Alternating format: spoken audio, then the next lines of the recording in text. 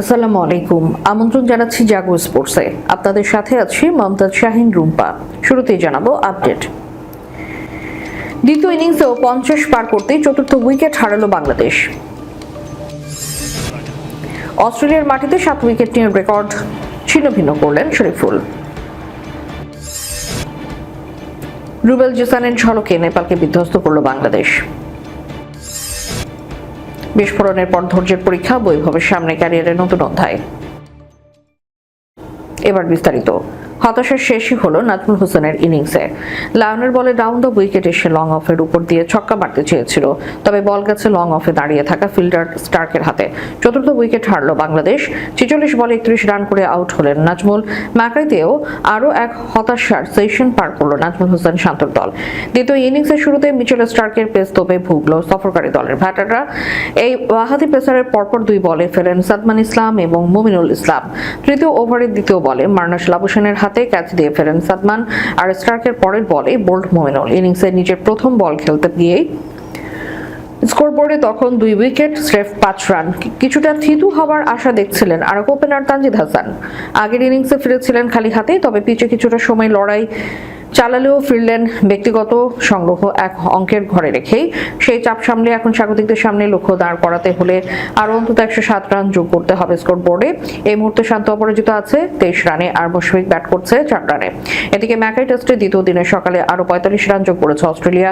Cameron গ্রিনকে Shariful Islam দ্রুত out করলেও Josh হাজালউডকে নিয়ে শেষ জুটিতে নাথান লায়ন বাংলাদেশকে হতাশ করে আরও 24 রান যোগ করে। শেষ পর্যন্ত তাইজুল ইসলাম 210 রানে মুড়িয়ে দেন অজিদের ইনিংস।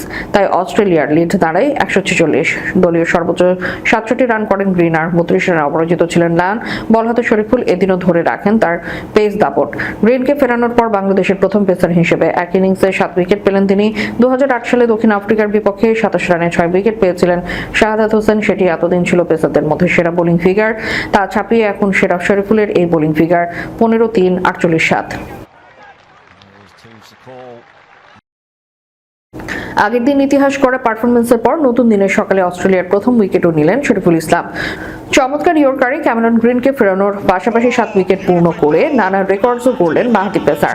ম্যাকার গ্রেট ব্যারিয়ার রিফ এডোনাই শরীফুলের তোপে রোববার সকালে নিজেদের প্রথম ইনিংসে 210 রানে গুটিয়ে গেছে অস্ট্রেলিয়া। দুর্দান্ত বোলিংয়ে 15 ওভারে 48 রানে তিনি নিয়েছে 7টি উইকেট।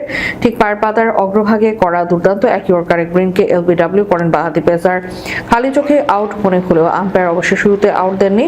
রিভিউ নিয়ে সফল হয় বাংলাদেশ, আর এতেই দীর্ঘ 143 বছরের একটি অপেক্ষার অবসান ঘটান শরীফুল। অস্ট্রেলিয়ার মাঠে সফরকারী কোনো বাঁহাতি পেসারের সবশেষ 7 উইকেট নেওয়ার ঘটনা ছিল 1883 সালে।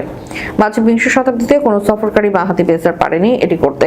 অবশেষে 2026 সালে 7 উইকেটের দেখা পেলেন শরীফুল। সব মিলিয়ে সফরকারী দেশগুলোর মধ্যে তৃতীয় বাঁহাতি পেসার হিসেবে অস্ট্রেলিয়ার মাঠে 7 উইকেট নিতে পারলেন 25 বছর বয়সী এই পেসার। তার আগে এই কৃতিত্ব ছিল শুধু ইংল্যান্ডের 2 বাঁহাতি পেসার টম এমেন্ড ও রিচার্ড বার্লের সাথে।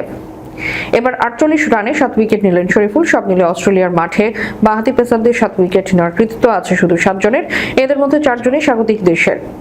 তারা হলেন Mike Whitney, Bruce Reid, Mitchell Johnson এবং মিচেল স্টার্ক। এছাড়া যে কোনো দেশের মাঠ মিলিয়েও অস্ট্রেলিয়ার বিপক্ষে 7 উইকেট নেওয়া মাত্র তৃতীয় বাঁহাতি পেসার শরীফুল।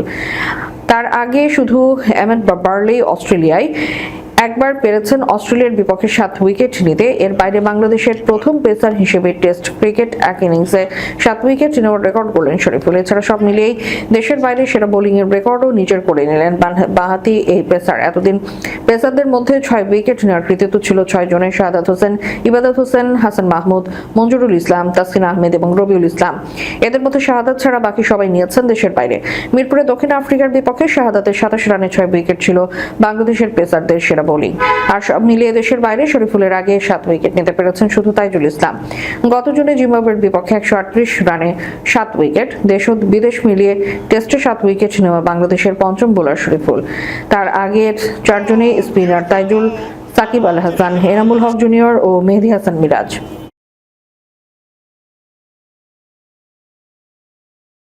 দারুণ বোলিংয়ের শুরুতেই ম্যাচের নিয়ন্ত্রণ নিজেদের হাতে নিল বাংলাদেশ এইচপি দল। নেপাল এ দলের মাত্র 99 রানে আটকে দেওয়ার পর ব্যাট হাতে ঝড় তুলেন জিশান আলম। দারুণ বোলিং ব্যাটিংয়ে টপ অ্যান্ড টি20তে প্রত্যাশিত জয় দিয়ে শুরু করল বাংলাদেশ। ডারউইনের মারারা স্টেডিয়ামে প্রথমে ব্যাট করে নির্ধারিত 20 ওভারে 9 উইকেটে 99 রান তোলে নেপাল। জবাবে 58 বল হাতে রেখেই জয় পেয়েছে বাংলাদেশ। ছোট লক্ষ্য তারাই আক্রমণাত্মক শুরু করে বাংলাদেশ। 2 ওভারে কোনো উইকেট না হারিয়ে বাংলাদেশের স্কোর বোর্ডে জমা হয় 32 রান। পরের ওভারে আউট হয়ে ফিরে যায় হাবিবুর রহমান সোহান। তৃতীয় উইকেটে নামা আরিফুল ইসলামকে সঙ্গে নিয়ে রানের চাকা সচল করেন হারাক ওপেনার জিশান আলম। তার 29 বলের হাফ সেঞ্চুরিতে সহজেই লক্ষ্যে পৌঁছে যায় বাংলাদেশ। 52 রানে অপরাজিত থেকে দলকে জিতিয়ে মাঠ ছাড়েন জিশান। 27 বলে 34 রানে অপরাজিত ছিলেন আরিফুল। এর আগে টস জিতে নেপালকে ব্যাটিংয়ে পাঠান বাংলাদেশ অধিনায়ক ইরফান শুকর। ব্যাটিংয়ে নেমে শুরু থেকেই চাপে পড়ে নেপাল। 13 রানের মধ্যেই 5 উইকেট হারায় তারা। নেপালি ব্যাটারদের আসা যাওয়ায় মিছিলে ইনিংস ধরে খেলেন কুশল ভুরতেল।